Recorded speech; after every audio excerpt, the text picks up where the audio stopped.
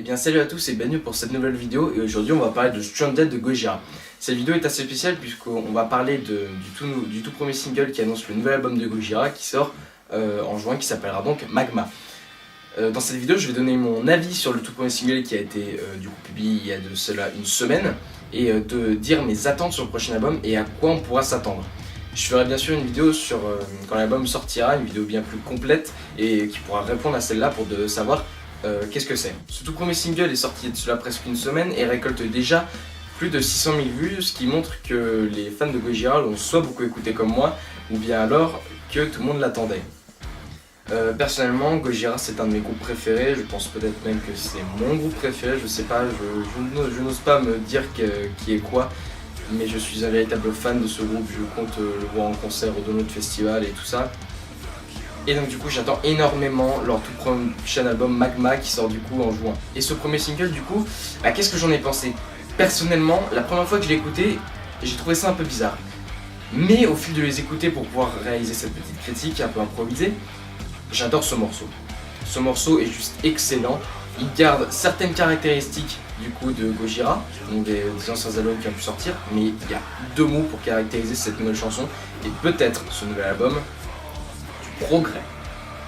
Il y a du progrès par différentes choses. Déjà, la batterie. La batterie, donc faite par Mario Duplantier, c'est un batteur extrêmement technique qui arrive souvent à allier la double pédale suivi d'un toucher un peu fin et précis au niveau des cymbales. Et là, du coup, on a une batterie minime puisqu'on n'a presque pas de double pédale et on peut le voir sur le clip, elle est assez petite puisqu'il n'est consisté que de 3 cymbales et de 3 tomes.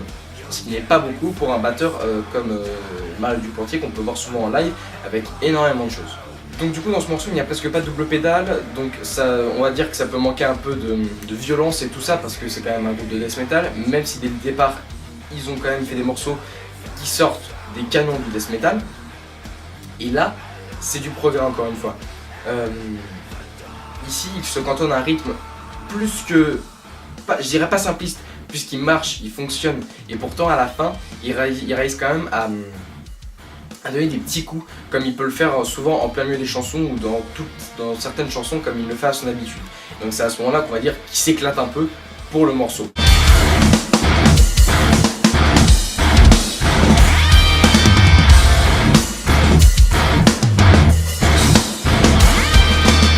Concernant la basse est comme d'habitude, elle est très consistante, et est très présente dans les moments de calme, puisque dans ce morceau, on va dire qu'il y a 4 passages différents.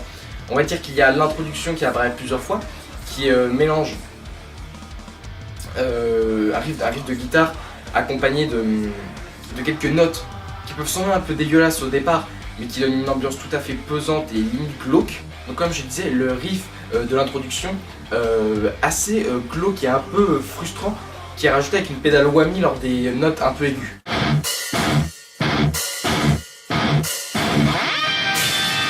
On a le couplet, qui est un couplet très groovy, qui est très rapide, avec encore une fois des petites notes, mais cette fois-ci dans une gamme supérieure, donc pas aussi aiguë que dans l'introduction.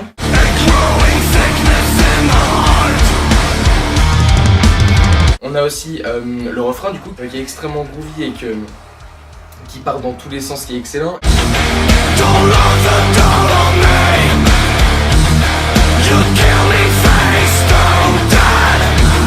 Et aussi on a deux autres passages. Un passage où il n'y a pas de guitare, où il y a uniquement une batterie, de la basse consistante comme j'ai dit qui apparaît dans les moments de calme, ainsi que le chant de Joe Duplantier qui est tout simplement génial, accompagné de pas de chœur mais d'autres voix qu'on entend en fond, un peu comme signe de la folie.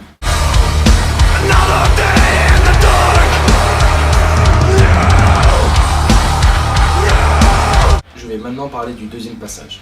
C'est un passage excellent par les notes de guitare belles et aussi le chant de Joe.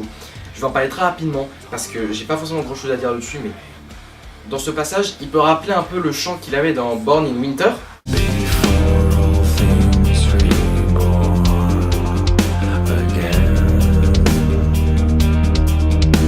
Et donc du coup la deuxième partie justement avec des notes tout à fait classiques, presque sans saturation, avec un chant magnifique, mélodieux, je sais pas comment dire à quel point Joe a pu progresser entre ne serait-ce que l'Enfant Sauvage où il avait déjà fait un énorme progrès et cet album là.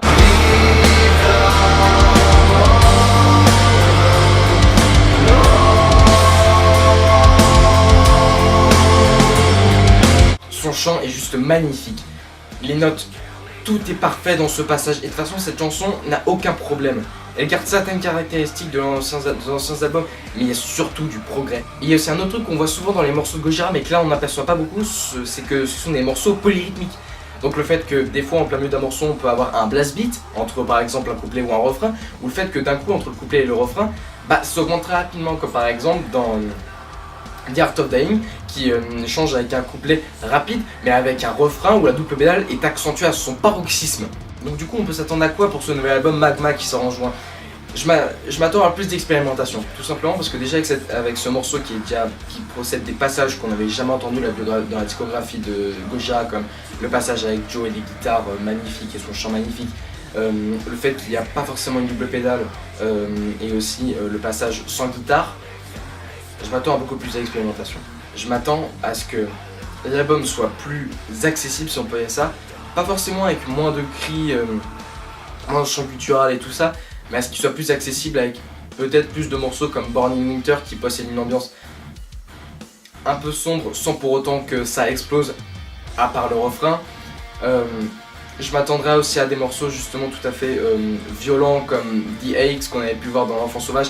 Je m'attends juste à un Enfant Sauvage, pas en mieux, mais encore plus accessible.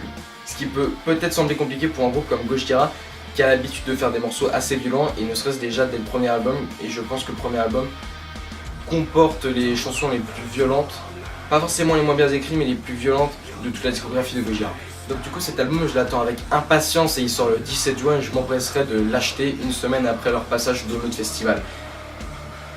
J'ai pas du tout peur pour cet album, je suis même extrêmement rassuré car même si à la première écoute je m'étais dit ah merde, ça va peut-être pas passer, à la force de l'écouter et de me dire qu'il y a différents passages qui sont juste magnifiques, j'ai confiance. J'ai confiance en Gojira, j'ai confiance en notre poisson rouge français qui nous fait des concerts géniaux, une ambiance particulièrement géniale. C'est un groupe excellent que je vous recommande vivement d'écouter, même si vous n'écoutez pas le métal, ce sera juste une expérience de folie. Surtout cet album, je l'attends énormément et même si je me doute que ça n'a pas dû être facile de l'écrire parce qu'avec tous les aléas de la vie qu'il y a pu avoir avec le décès de la mère de Joe et de Mario qui sont tous les deux frères, ou d'autres choses, je ne sais pas, qui a pu démoraliser, je ne les connais pas personnellement. J'ai pas peur. Je sais qu'il va être excellent cet album. Je n'ai aucune peur que ça puisse faire un gros gadin et que ce soit juste une des plus grosses déceptions de l'année, voire même de tous les temps. Non, moi j'ai juste confiance en Gojira et même si au début je leur ai montré que j'avais des doutes, parce qu'il sait qu'il faut se rendre compte, c'est que même si on est fan, il faut quand même se rendre compte que certaines personnes peuvent faire de la merde. Par exemple, j'adore les Red Hot, leur dernier album, je lui chie à la gueule. Mais là, Gojira, je leur fais confiance. Gojira, je vous fais confiance.